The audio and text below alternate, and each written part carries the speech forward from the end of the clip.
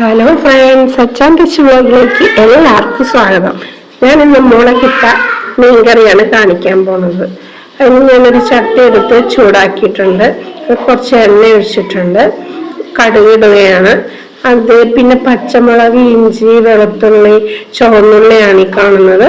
പിന്നെ ഞാനിത് കാശ്മീരി മുളക് പൊടിയും മഞ്ഞൾപ്പൊടിയും ഉള്ളിയും ഉപ്പും കൂടി ചേർത്ത് നല്ല പേസ്റ്റായിട്ട് അരച്ചെടുത്തിരിക്കുകയാണ്.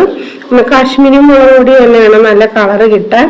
എണ്ണ ഇപ്പം അന്നേരം നന്നായിട്ട് കടുകൊക്കെ പൊട്ടിയിട്ട് നമ്മുടെ ഇഞ്ചി, പച്ചമുളക് കൂട്ടെടുത്ത് ഇതിലേക്ക് ഇട്ട് കൊടുക്കുക. നന്നായിട്ട് വരട്ടുക. നന്നായിട്ട് അത് മൊരിഞ്ഞതിന് ശേഷം ഞാൻ അവിടെ അരച്ച് വെച്ചിട്ടില്ലേ, തേങ്ങയില്ല, മുളകും മഞ്ഞൾപ്പൊടിയും ഉപ്പും ഉള്ളിയും കൂടി ചേർത്ത് അരച്ച ആ പേസ്റ്റ് ഇതിലോട്ട് ഇട്ട് കൊടുക്കുക. ഒരു ഗ്ലാസ് വെള്ളവും കൂടി, അത് നന്നായിട്ടൊന്ന് മൂപ്പിച്ചതിന് ശേഷം ആ പച്ചപ്പും മണമൊക്കെ പോകണമല്ലോ. ആ എണ്ണയിൽ കിടന്നൊന്ന് വാടി എണ്ണയൊന്ന് സൈഡിലോട്ട് തെളിഞ്ഞ് കഴിയുമ്പോൾ നമ്മൾ ഒരു ഗ്ലാസ് വെള്ളവും കൂടി ഒഴിച്ച് ഇത് ആവശ്യത്തിന് മീൻകറിക്ക് വേണ്ട ആവശ്യത്തിനുള്ള വെള്ളം തയ്യാറാക്കണം. എന്നിട്ട് ഇത് നന്നായിട്ട് ചട്ടി കിടന്ന് ആ എണ്ണയിൽ കിടന്ന് മൂപ്പിച്ചെടുത്ത് പിന്നെ 2 വാളംപുളിയും വാളംപുളിയല്ല കുടംപുളിയും കൂടി ഞാൻ ചേർത്തിട്ടുണ്ട്.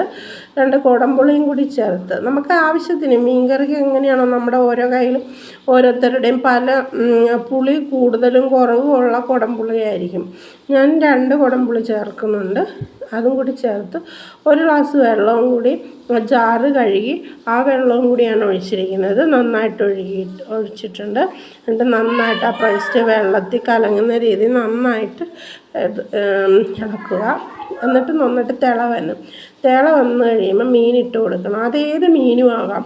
ഇതിപ്പം ഞാൻ മത്തിയാണ് കിട്ടിയിരിക്കുന്നത്, അതുകൊണ്ട് ഞാൻ മത്തി ഇട്ടത്. ചൂര വയ്ക്കുക, അങ്ങനെ മുളകിട്ട് ഏത് കറി വയ്ക്കുന്നത് ഇതുപോലെ തന്നെ ചെയ്യാവുന്നതാണ്.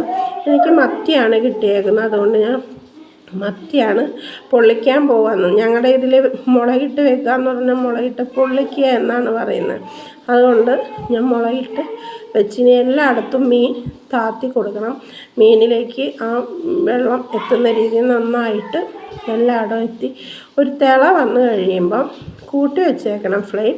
നല്ല തിള വന്നു കഴിയുമ്പം അതൊന്ന് കുറച്ച് വെക്കണം. കുറച്ച് വെച്ച് ഒരു 10 മിനിറ്റ് വേവിക്കണം. നമ്മുടെ കറി അപ്പോഴേക്കും റെഡിയാവും. നേരം എൻ്റെ ചാനൽ കാണാത്തവരൊക്കെ കാണുക, സബ്സ്ക്രൈബ് ചെയ്യുക, ലൈക്ക് ചെയ്യുക, ഷെയർ ചെയ്യുക. നിങ്ങളുടെ സപ്പോർട്ടാണ് എനിക്ക് ഇനിയും വീഡിയോ ഇടാനുള്ള പ്രചോദനം ഉണ്ടാകുന്നത്. മൂടിയൊക്കെ തുറന്ന് നന്നായിട്ട് പറ്റിയിട്ടുണ്ട്.